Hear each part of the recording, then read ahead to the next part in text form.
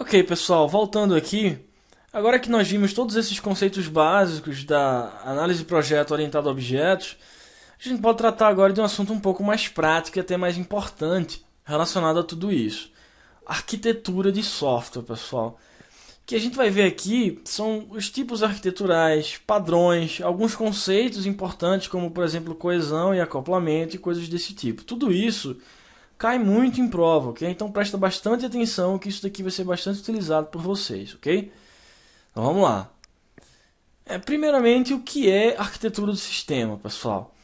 Engraçado, o Pressman ele tem uma analogia bem interessante para explicar isso, eu anotei aqui no papel para vocês.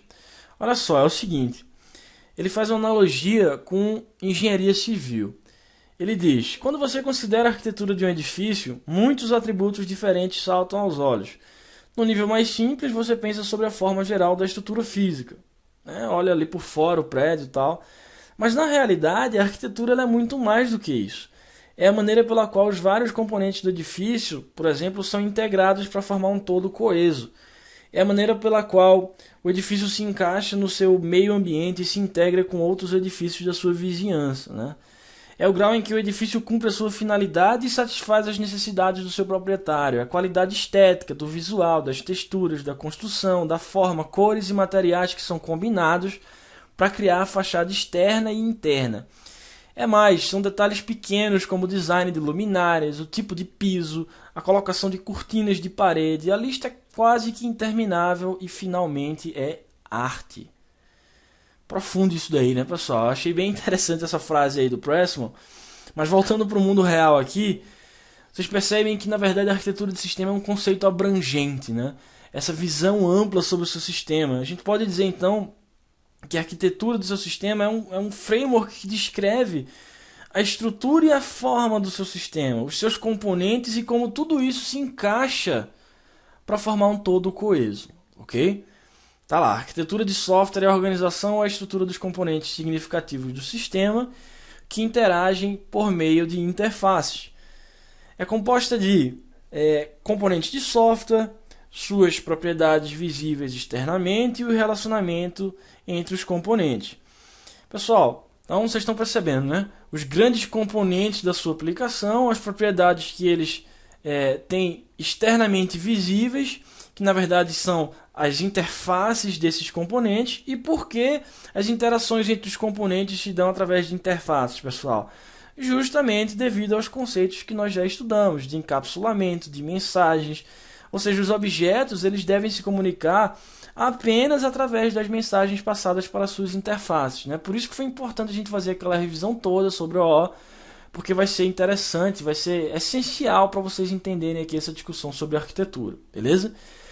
Ok, formam a espinha dorsal para se construir softwares efetivos. Então essa macroestrutura do seu sistema, os principais componentes significativos deles, os relacionamentos entre esses componentes e como eles se comunicam através de interfaces, tudo isso é o que compõe a arquitetura do seu sistema.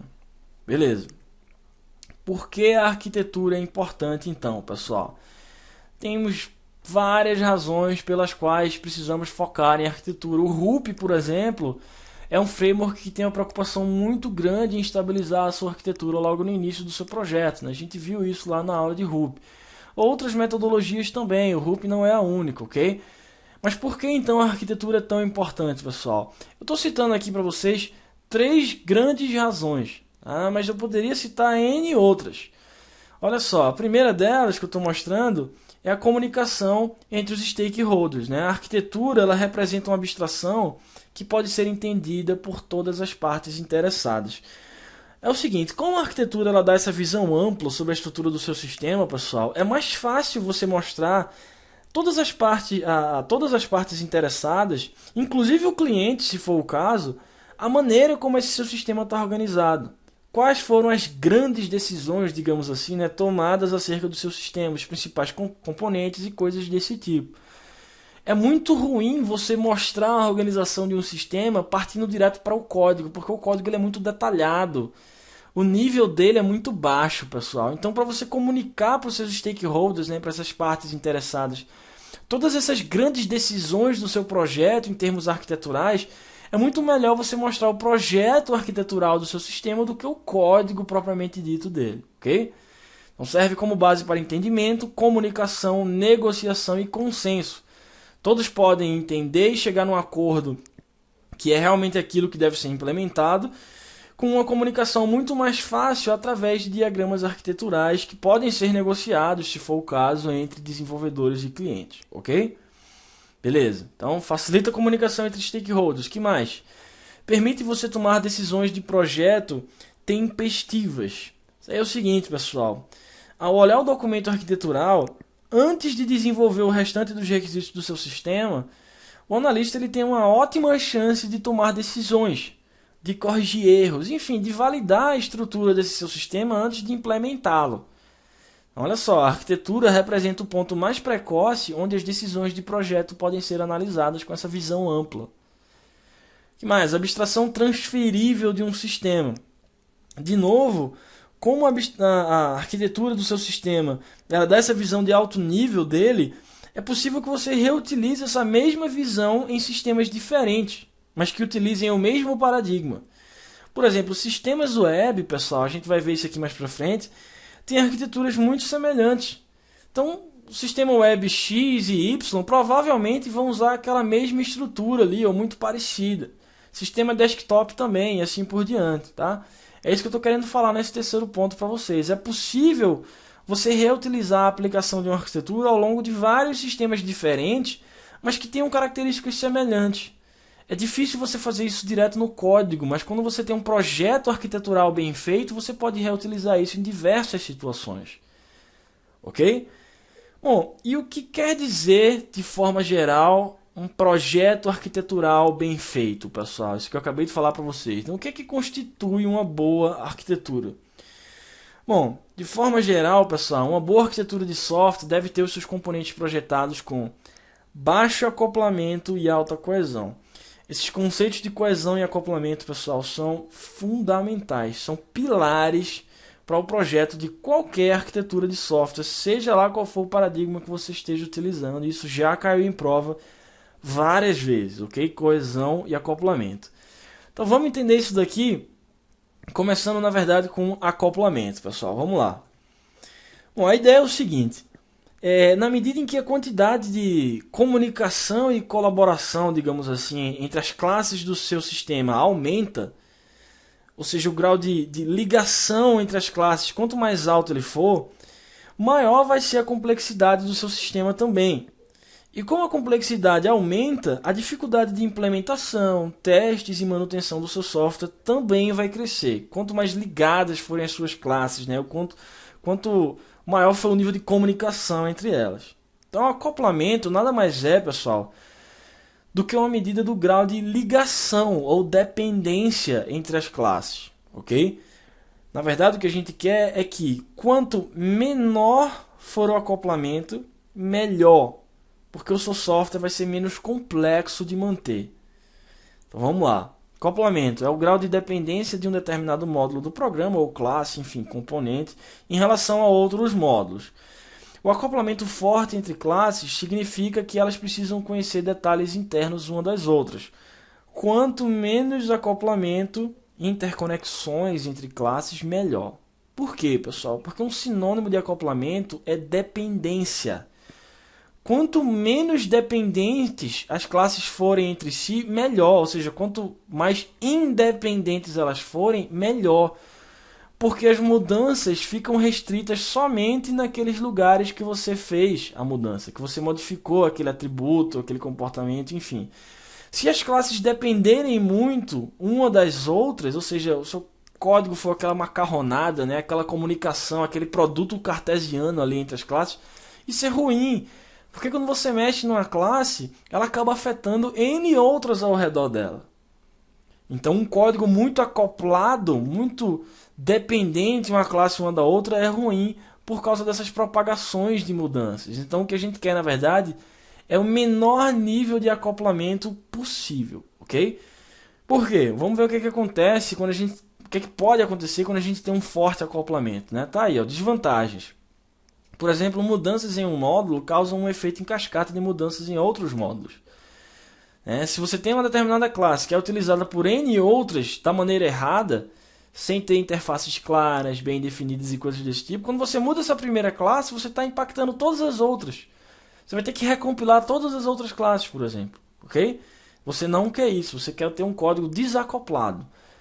A construção de um módulo se torna mais complicada devido à interdependência com outros módulos. De novo, a complexidade de construção e manutenção.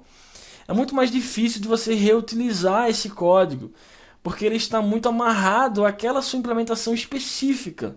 Ele não é independente de forma que você possa reutilizar em outros contextos. Por fim, os testes são bem mais difíceis de serem realizados também, porque você vai ter que considerar N pontos de extensão, pontos de inclusão, enfim, você vai ter uma dependência muito maior entre os cenários. Beleza? Então, eu falei para vocês que eu ia utilizar alguns exemplos de código Java, e eu estou mostrando para vocês aqui exemplos de códigos forte e fracamente acoplados. Imagine que a gente estivesse modelando um sistema de vendas, né? Acho que eu já usei esse exemplo com vocês, onde você vai ter a classe pedido e a classe venda, beleza? O método calcular valor da classe venda recebe um pedido e calcula o valor do pedido. Beleza? É para esse método que a gente vai olhar, calcular valor. No exemplo em vermelho aí que vocês estão vendo, o código está fortemente acoplado, pessoal, e isso é ruim. Por quê? Percebam como essa classe venda, ao implementar esse método calcular valor, essa classe venda, ela está acessando diretamente atributos da classe pedido, né? No caso aí, preço e quantidade. Isso é muito ruim, pessoal, porque faz com que uma classe, no caso a classe venda, né, conheça detalhes internos de outra classe, no caso a classe pedido. Se a maneira de você calcular esse valor aí mudar, ou seja, agora não é mais preço vezes quantidade, né? Como vocês estão vendo aí na tela. Agora é, sei lá, eu tenho promoção, eu tenho alguma taxa. Mudou de alguma maneira esse método de você calcular o valor. Se isso mudar, você vai ter que recompilar a classe venda para refletir essa mudança. Por quê? Porque a classe venda está acessando diretamente atributos da classe pedido, preço e quantidade, e isso é ruim. Estudamos desde o começo da nossa aula que não se acessa atributo direto de uma classe para outra. Você deve se comunicar através de mensagens passadas para interfaces bem definidas, e é o que ocorre aqui embaixo, nesse exemplo verde para vocês, pessoal. Tá lá, no segundo exemplo, a gente deixou que o valor fosse calculado dentro da classe pedido, sem que a classe venda tivesse nenhum conhecimento sobre como esse pedido está sendo calculado. Por quê? Porque ele simplesmente chama pedido.calcular-total. Por que isso é bom, pessoal? Né? Fazer com que a classe venda somente chame esse método daí da classe pedido, sem que ela precise conhecer detalhes internos de como esse cálculo é feito. A vantagem disso daí é que se o cálculo mudar, lá na classe de pedido, desde que essa interface daí não mude, calcular total, nada vai afetar a classe venda. Sem problema nenhum, não sendo necessário recompilar ela, ok? Código fortemente acoplado ali em cima, porque eu tenho uma dependência muito forte entre essas duas classes, porque uma primeira classe conhece detalhes internos da segunda, e aqui embaixo, no exemplo verde, eu não tenho esse acoplamento, porque simplesmente eu estou chamando um método público da segunda classe, ok? Beleza, queremos ter o menor acoplamento possível. Mas queremos ter a maior coesão possível, que é o contrário. Vamos lá, pessoal. Coesão é o grau do quão claras são as responsabilidades de uma classe ou componente.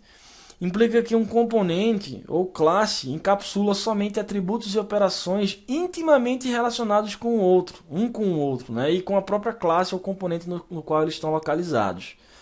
Ok? Então, coesão, tá lá, é a medida do quão fortemente relacionadas são as responsabilidades de um módulo. Queremos ter classes com a menor complexidade possível, com responsabilidades claramente definidas, que não executam um grande volume de trabalho. Ou seja, queremos ter a máxima coesão possível, pessoal. Coesão é o grau do quão claras estão as responsabilidades de um determinado módulo, de uma determinada classe. Se ela realiza outras atividades que não são pertinentes a ela, por exemplo, ela não tem coesão. A classe ela deve focar na sua razão de ser, pessoal. Então, se você está falando de uma classe que lida com, sei lá, relatórios, Beleza, então ela vai lidar com métodos para gerar relatórios, organizar os dados. Se você está falando de uma classe que vai lidar com segurança, então você vai tratar de autorização, autenticação de usuários. Mas você não pode misturar muitas responsabilidades dentro dessas classes. Você quer ter as responsabilidades claramente definidas, objetivas, concisas, ok? Existem várias vantagens envolvidas com isso daí, pessoal. Vantagens da alta coesão, então. Bom, módulos de sistemas coesos são mais simples de entender. Claro, né? Porque quando você tem aquela responsabilidade claramente definida para aquele módulo, quando você vai dar manutenção naquele código, por exemplo, você já sabe o que esperar dali. Você não vai encontrar surpresas que não tem nada a ver com aquele módulo, por exemplo. A manutenção do sistema torna-se mais fácil, pois as mudanças são isoladas apenas ao módulo que interessa. A capacidade de reuso aumenta. Na verdade, coesão e acoplamento, pessoal, vocês estão percebendo, são complementares, né? Eles têm vantagens muito parecidas, tratando de objetivos um pouco diferentes, porém complementares, como eu disse a vocês. Beleza? Queremos ter a máxima coesão possível e o mínimo acoplamento possível. Antes de eu mostrar um exemplo aqui sobre coesão, pessoal, só um último comentário para vocês, tá? Pressman mostra vários tipos de coesão e acoplamento. Tem vários tipos lá, né? Por exemplo, o tipo mais desejado de coesão é a coesão funcional. É algo muito decoreba, tá? Que ficaria meio chato, meio maçante de eu abordar aqui para vocês. Então, complementem isso dando uma lida lá no Pressman, tá? Vocês encontram esses tipos de coesão e acoplamento que às vezes caem em prova no 10º capítulo do Pressman, ok? Na 7ª edição do livro dele, beleza? Aqui eu estou focando só no conceito para vocês entenderem bem isso. Bom, vamos ver um exemplo então de um código pouco coeso, pessoal. Como eu disse, um código pouco coeso é aquele que não tem responsabilidades claras, que mistura muitas operações e muitas vezes uma não tem nada a ver com a outra numa mesma classe, né? É um exemplo aqui, ó. Classe programa, então você tem um código na mesma classe, tá? De desenhar a tela, né? Um código de interface gráfica, depois um código de reservar produto, que seria de negócio, e por fim um código de acesso ao banco de dados num lugar só. Parece absurdo isso daqui, mas eu já vi vários códigos assim, hein, pessoal? Vários e vários. Pessoas que implementam aí em Delphi, não estou falando da linguagem não, tá? Mas é muito comum você encontrar isso daí em determinados sistemas implementados em Delphi, em Visual Basic. Lá direto da tela o cara já chama um método de negócio que já acessa o banco de dados, enfim. Isso é um código pouco coeso, porque aqui eu estou misturando responsabilidades da camada de interface gráfica, de negócio e de acesso a dados num lugar só. Claro que se eu mudar qualquer um desses métodos aí, eu quero mexer na interface gráfica. Você percebe que você vai ter que recompilar essa classe? Ou seja, você mexeu na interface gráfica, mas você teve que recompilar uma classe de negócio. Você mexeu na classe de negócio, mas você teve que recompilar uma classe de acesso a dados. Por isso que é ruim você ter um código pouco coeso. Beleza? É muito mais difícil de você reutilizar, muito mais difícil de você manter. Muito bem. Vamos ver se vocês entenderam esses conceitos aqui de coesão e acoplamento, pessoal. Vamos lá. É desejável que o valor de coesão e acoplamento, duas importantes propriedades de arquitetura de software, sejam maximizados durante a engenharia. Falso. A gente quer maximizar a coesão, mas a gente quer minimizar o acoplamento. Falso essa questão daí. Próximo. A característica de manutência, ou manutenibilidade, né, de um software é diretamente proporcional ao acoplamento apresentado por esse software e inversamente proporcional à coesão. Pessoal, tá certo isso daí? Tá trocado, né? Olha só, se a gente diz que a característica de manutenibilidade é diretamente proporcional ao acoplamento, a gente quer dizer que quanto maior o acoplamento, melhor, né, maior vai ser essa sua característica de manutenibilidade. Isso é falso. Na verdade é inversamente proporcional, né? Porque a gente quer minimizar o acoplamento. Quanto menor for o seu acoplamento, maior vai ser a sua característica de manutenibilidade. Agora, para coesão, aí sim, é diretamente proporcional. Quanto maior a coesão, melhor a manutenibilidade. A questão trocou os conceitos, está falsa por causa disso. Bom, por fim, para vocês fecharem aí esses conceitos de coesão e acoplamento, os conceitos de coesão e acoplamento são complementares. Ou seja, em um projeto de software, se o acoplamento for baixo, fatalmente sua coesão será alta e vice-versa. Pessoal, os conceitos, eles são complementares. A gente até poderia dizer isso. Por quê? Porque são características desejáveis, cada uma focando em melhorar um aspecto do seu sistema, então uma complementa a outra. Agora, quer dizer que o meu acoplamento for baixo, fatalmente minha coesão vai ser alta e vice-versa? Não, não falei isso em hora nenhuma, pessoal. Ou seja, você deve focar em ter essas duas características de forma complementar, mas não quer dizer que se você tem uma alta coesão, você vai ter um baixo acoplamento necessariamente. Você deve cuidar dos dois aspectos para ter eles dois sendo satisfeitos e aumentando a qualidade do seu sistema, mas não quer dizer que se você tem um alto, você vai ter outro baixo necessariamente. Não falei isso em hora nenhuma aqui.